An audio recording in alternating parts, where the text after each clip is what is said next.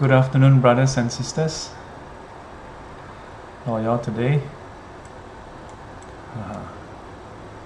So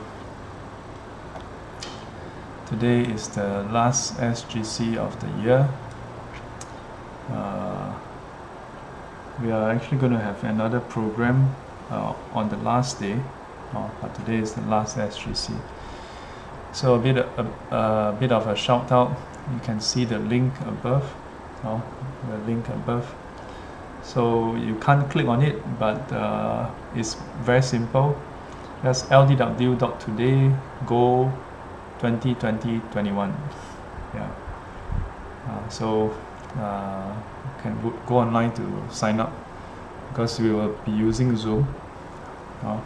So good to see you all there. So today's topic, okay, let me just switch over to Facebook to make sure that everything is in order.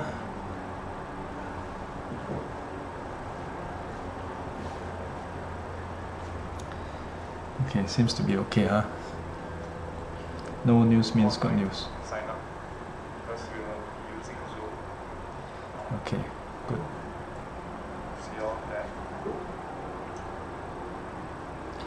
Okay, so today's topic, the middle way, a natural conclusion from experiencing the extremes. Yeah, so this is the topic. And the sub-description, do we have to experience or understand the extremes in order for us to truly realize that the middle path is the most beneficial? If we are living in one extreme, should we place ourselves in the other? Say, purposely refrain ourselves from the things we like. Yeah. So we probably have to first take a step back and ask ourselves, what is the middle way?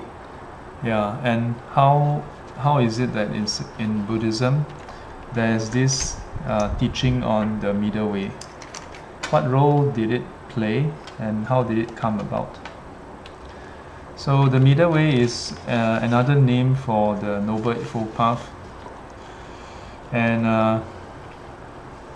it is what the Buddha discovered for himself, and then he practiced it, yeah, and then attained enlightenment. So how did he come up with this approach? Yeah. So in a way, we can say that it was something he chanced upon, yeah, because the middle way is with reference to the extremes of sensuality, indulgence in sensual pleasure, on one hand, and on the other hand, the extreme asceticism. So the start of the Buddha's life, at the start of his life, he lived in the lap of luxury and enjoyment. Yeah, and this can be traced back to the time when he was just born, and the king, his father, King Shododana of Kapilavastu, he invited the sages, the wise people in that time, to come and examine him to see what is to come for this young baby.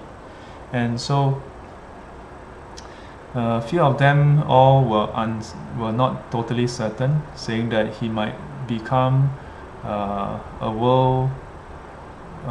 worldly king, a wheel-turning monarch, or he might become an awakened one.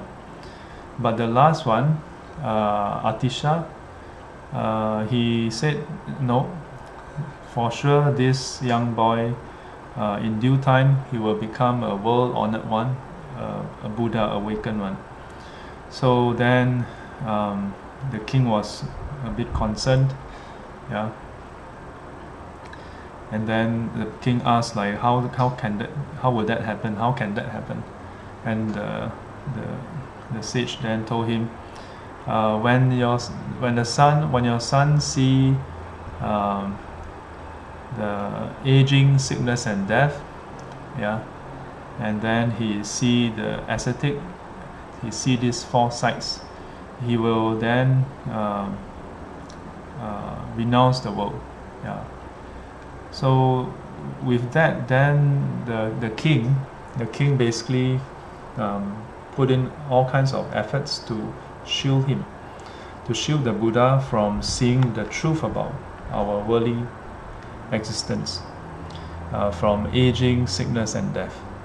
So it is said that the king then built 3 palaces to shield him from the elements, one for the hot season, one for the wet season, and one for the cold season. And in the palaces, he was attended to only by women and beautiful young ladies. Yeah, anyone who is sick will be taken offline. Anyone who is who shows the first sign of old age, yeah, the first sign of frailty, will be taken out. So it is said that while he went through the life befitting of a prince, it was a very special setup. Yeah, so much so that he never see anyone who is old, who is sick, nor did he get a chance to witness death. So then fast forward, come to the point where he was coming of age, and the king arranged for him to get married to Princess Yasodhara, and after that prepared for him to take over the throne. And Prince the Buddha, when he was a lay person known by Prince Siddhartha, this name, he asked to leave the palace to take a look at the city. Yeah. So someone from one of the society is calling me. How come he's calling me? Is there anything? I'm having class.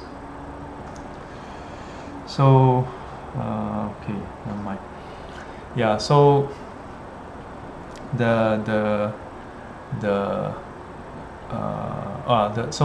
so the Buddha, Prince Siddhartha, he asked to go out, and it is said that according to the text, it describes that he left the palace 4 times, yeah, using the 4 gates facing the different directions, and each time he encountered different things. Now the king made extra sure that no one who is uncamped, that the whole place is clean up, and also make sure that old people, sick people, and dead people are not found. But somehow when he went out, he saw an old person, a sick person, and a funeral. In some of the commentaries, it says that this is actually the work of the Bodhisattvas, some of the devas who manifest for him to see the reality of life. Yeah. In any case, after seeing aging, sickness, and death, then he reflected on, he found repulsion towards the way of life. Yeah, because it struck him that how can we continue to enjoy ourselves, yeah, every day and night, if this is happening to us, happening to everybody, and we don't have a solution to it. When I first learned about this teaching back in secondary school, it was quite a amazing thing, yeah. But today, when you think about it, we are still facing this, isn't it? Yeah, we are still facing aging, sickness, and death. And you look at a lot of the scientific discovery, we are still trying to solve aging, sickness, and death. And to varying degrees, we have had made headways. But each time we seem to conquer something, then something else come up. Yeah. Would there be a day where we totally eradicate old age, sickness, and death? Maybe. Yeah, I don't know. There are some who say no, it's impossible. Yeah, and they say that if it's possible, then the Buddhist teaching is, upended. I don't know. I don't know whether it can be possible nor whether it's impossible.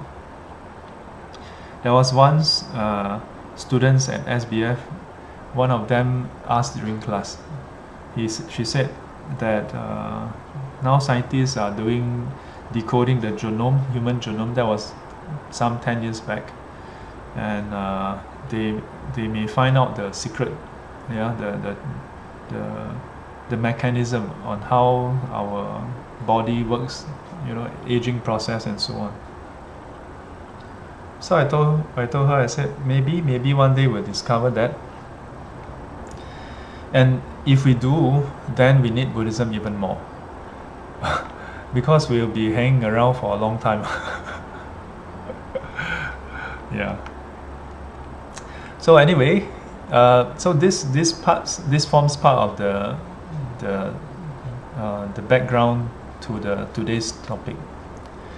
Because then the Buddha set off. After that, he went out the fourth time and he saw an ascetic, and it gave him an inkling, a clue as to what he can perhaps do about it. Yeah, seeing that there are others who are seeking the truth. So he decided to leave the palace and then try to find the truth, the solution to our suffering.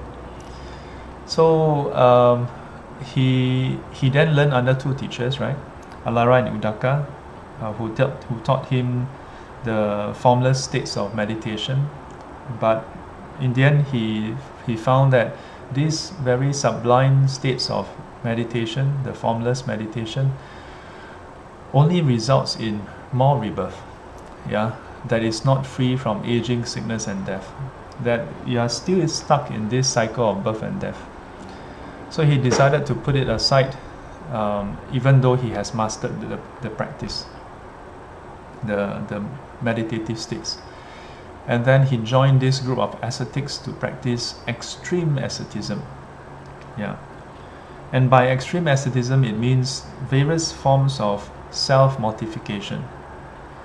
The basis behind is very interesting, in that they believe that whatever we experience can be traced back to a certain, in a way, they have a certain belief or understanding of karma, but their understanding is incomplete. So their view is that whatever we experience is due to some source of karma. Yeah, so it can be wholesome or unwholesome, or maybe we can say positive or negative. So positive one will produce pleasure, and then negative one will produce pain. And the way they understand it is that if you experience pain, you'll use up the negative karma, and if you completely use it up, then there's no more pain to be experienced. Then only pleasure is left. Interesting idea.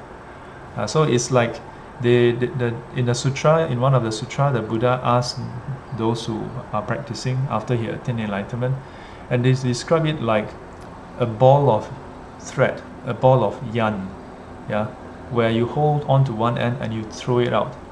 And if you unroll it over time, at some point it will reach the end and you will stop rolling because there's no more ball of thread to roll. So the idea is very simple, very straightforward. You just keep experiencing pain, and then they believe that they have this view that you will reach the end of the pain this way. So conceptually it seems to make sense, yeah, but it hinges on one crucial premise, which is that Number one, or rather a few premises. Number one, whatever we experience is directly due to some past karma, that this is predicate on that. Number two is that we can effect the ripening of negative karma by inducing pain. Yeah, so a few of these points together, a few of these is very important basis. But at that point in time, the ascetics have this belief, and so they practice in this way. But the Buddha tried and push it to the furthest possible, and still no end in sight. So much so that after 6 years, he was at the brink of collapse. Yeah. So one day when he went to the Uruvela river to wash himself, he collapsed. He literally collapsed and almost drowned in the water. And in that moment, as he recovered, he overheard the boatman, right? Not the boatman, the father and son, on the boat passing by. And he overheard the conversation of the father relating how the string instrument is to be tuned. That if the string is too loose and you pluck it, there's no sound, just like guitar, or any string instrument. But if it's too tight and you string it and you pluck it, it might snap. So it must be perfectly tuned, not too loose, not too tight. This is something that even until today, if you learn guitar, you learn harp or the Chinese gu qing, or qing, or for that matter, banjo, any of the string instrument, is the same thing. In fact, even piano, because piano actually consists of strings inside. Violin. Other than percussion, the rest, percussion and wind instrument, then the rest are all the string instruments, right? So any string instruments are similar in that sense, because if it's too loose, the sound, there's virtually no sound. If it's too tight, then it will snap. And yet, all these thousands of years, countless individuals have heard this concept, right, of tuning. And now we even have devices to tune to the chords, to tune to the different tones, C, D, E, F, G, H, C, D, E, F, G, and then A, B, is it? But yet, few people, as a result, then draw the conclusion of this teaching of middle way. So the Buddha is very special, and in Buddhist tradition we say that it is because of his past parami or paramita, the perfections that he has practices to the qualities he has practiced to the perfection. So as a result, when he heard that, it rekindled his wisdom. It rekindled his this awareness, and he thought, isn't that similar to what I have experienced before? The Buddha, the Buddha to be taught. At that point in time, he was known as ascetic Gotama. And so the to be Buddha, ascetic Gotama, he reflected on his own life, of how before that, when he was young, his life was filled with entertainment, pleasures, indulgences, and that is akin to the string being very loose, and so it doesn't produce any spiritual fruit. And then now he practiced extreme asceticism for 6 years, and that would be akin to the string being too tight, and as a result he almost died, similar to the string snapping. And so he thought, perhaps then, similar to the string instrument, there could be a middle way where I avoid the extremes, that instead of starving myself and subjecting myself to physical pain, which didn't work, only bring more pain, I should eat suitably. I should have enough rest so that the body is well supported, but not to the extreme, the other extreme of indulgences. And as a result, the mind can also be calm and quiet, and which is then what he did. Yeah, avoiding the extremes, he tried out the middle way, and later on, he attained enlightenment as a result. Yeah, he was able to calm his bodily and mental faculties for them to be suitably stable. And in that stable state, he was able to observe his present life and his past life and that of many countless individuals. Yeah. And from there, he observed the cyclical pattern, yeah, of what is to be known as the Paticca Samuppada, the 12 links of dependent origination. And with that, then he see the truth, yeah, of suffering. Yeah, what exactly how and what is it that we suffer over? How is it that this suffering come about? Yeah, the second truth, the origin of our suffering. And then thirdly, the truth of the end of suffering. Yeah, what is real end of suffering? Not temporary, not partial. And then the way, which is what he tried, the middle way. And so the middle way also describes the Noble Eightfold Path. Yeah, so the title itself has this context. So then, today's topic is very interesting, yeah. Because then, does it mean that we have to go through what the Buddha went through, yeah, to indulge a lot, then torture ourselves, then we walk the middle way? The simple answer is no, we don't have to. In a way, what the Buddha went through is like the research. Yeah, he already went through R&D, so we just have to take the vaccine. Yeah, it's like now we have the COVID-19, right? And now they are working on the vaccine, and they have produced different companies, different countries have produced a vaccine. We just have to inject ourselves with the vaccine. We don't have to get everybody to do the research. Yeah, we just have enough people who are good, brilliant enough to do the research, and we just use the antidote, yeah, the vaccine itself. So similarly, when it comes to the spiritual path, the Buddha has done the research already.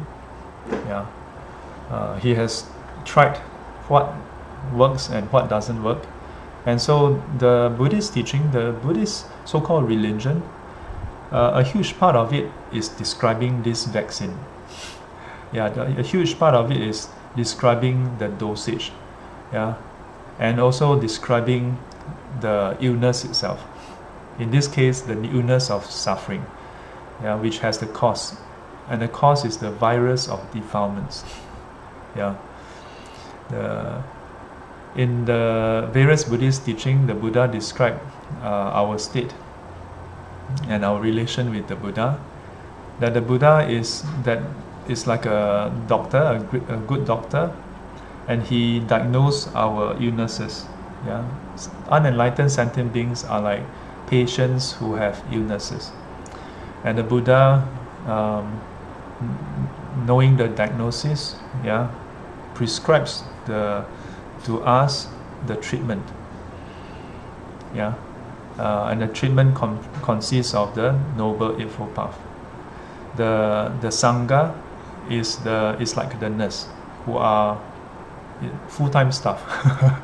Yeah, who is also, some of us are on medication, some of us have recovered, but we are all full-time on the prescription path. So we help to administer this prescription to guide people. You are taking the medicine wrongly, you should take it this way. You must do this, you must do that. So it's very interesting, because Buddhism, in a nutshell, that is what it is. Yeah. So in that sense, it doesn't matter what religion you profess to be, because there's no one whom I know of who say they want suffering. Everybody wants to be free of suffering. The good news is we don't have to go and do the research. Yeah, but we must test it out to be fully convinced and to attain enlightenment. Yeah, that is part of the prescription. Yeah, you must investigate the truth that was discovered so that you can experience and realize it yourself. And part of the process is changing ourselves. So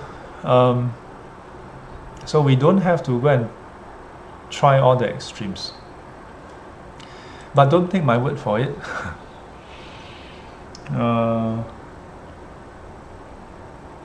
Well, if you want to take my word for it, it's okay. Yeah, but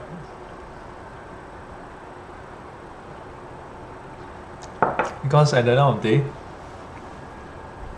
if I say that you don't have to try, will you believe? Will you take it? Maybe you are convinced, maybe you are not. And if you are not convinced, you are still going to go and try.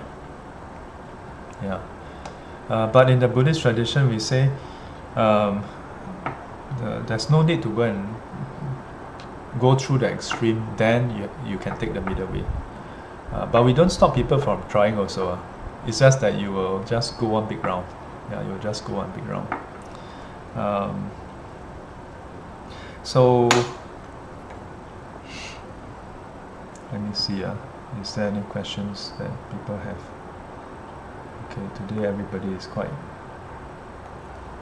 happy with it. No questions. Yeah. Yeah. If you are watching this, the fact that you are watching this is a great blessing. In the sense that it means that you have access to internet. Of course, in many countries, access to internet is a given, almost like a given. But I'm not talking about censorship. I'm talking about the fact that there are many individuals who don't have access to electricity. Yeah. So as a result, they, not to mention Facebook, they don't even have internet. Yeah. So if you have access to this video, then you also have access to many other teachings that's given by various venerables in the whole world. So do we have to go and indulge in extreme sensual pleasure first? What do y'all think? Need or not? In my opinion, you don't need to. Yeah, I don't think that's necessary. Yeah.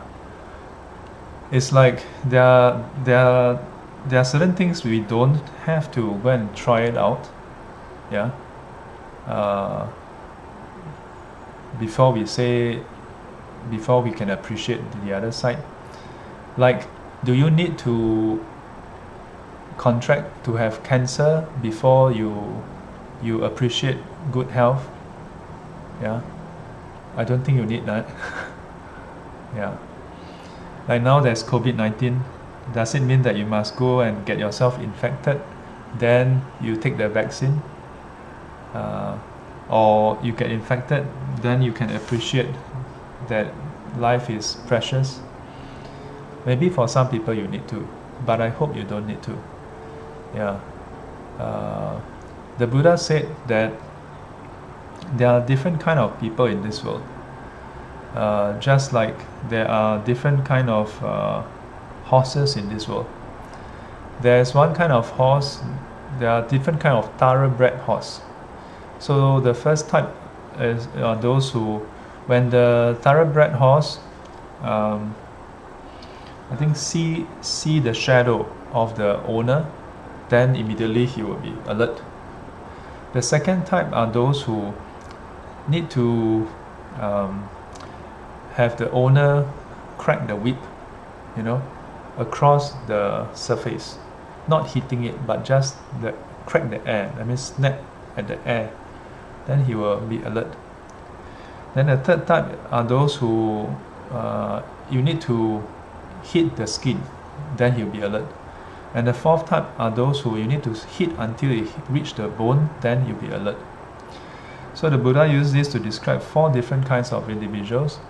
There are those who they see strangers, grow old, fall sick and die, and then they are alert. Oh, someone grow old, someone is old, I might become old. Someone fall sick, I might become sick. Someone pass away. Can be anyone. Then they immediately arouse in them urgency to practice. This is the first type. Just seeing the shadow. Second type, it must be someone who is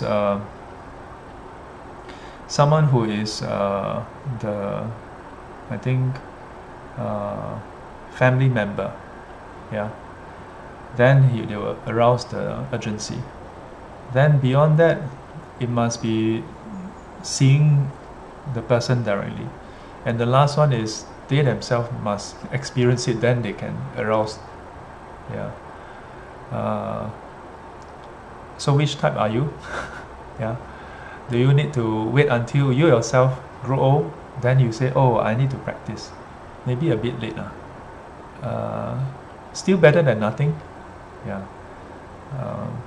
Do you need to fall sick, then you say, oh, I want to practice? Do you need to be on the deathbed, then you say, I want to practice? Let's hope that we don't be like that. There's enough of this happening in the world for us to be awakened to it. Today is the 27th, 4 more days to the end of the year. It's a good time to reflect on our year, to do what else we can do for the year. I think this the world needs a lot of wholesome thoughts, a lot of wholesome actions, a lot of kindness and compassion. There are a lot of people who are struggling, who are suffering, not just those who are sick, but also many others who has trouble with their livelihood because of the pandemic.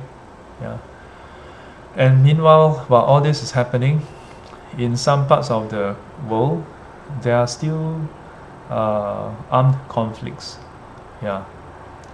So I like to extend this moment in dedication to those who are suffering in the world.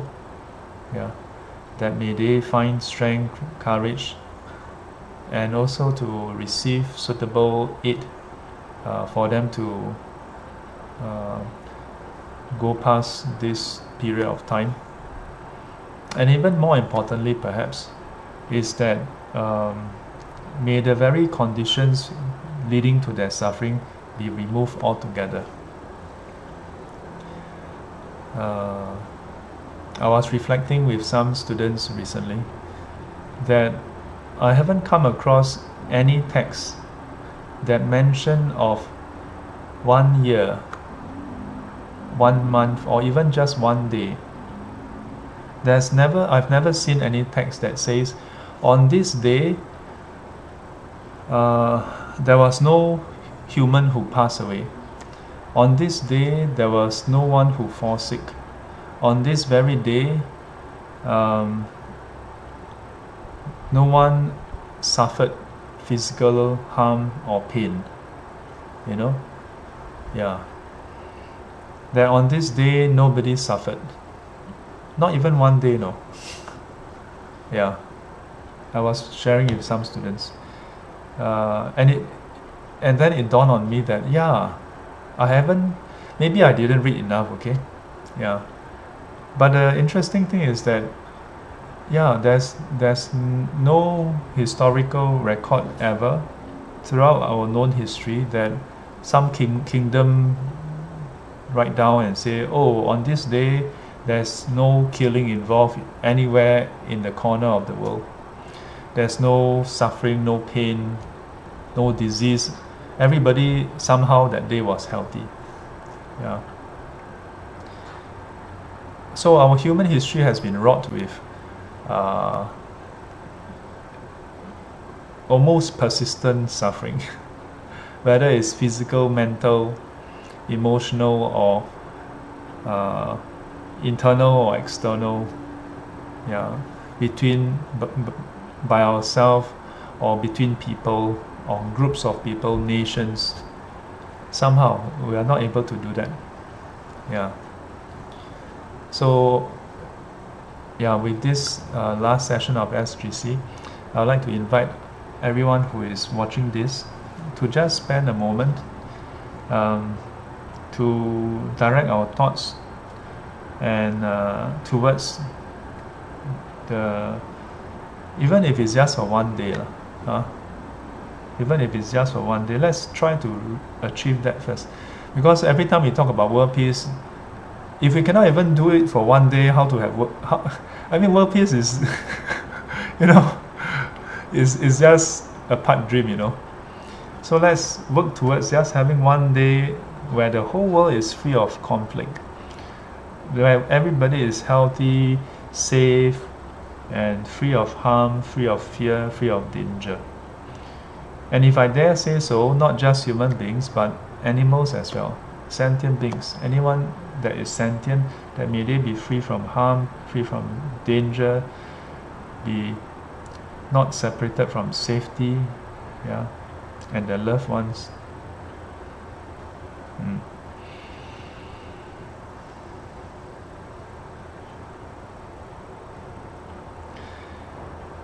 愿消三障诸烦恼，愿得智慧真明了，普愿罪障悉消除，世世常行菩萨道。阿弥陀佛。起立。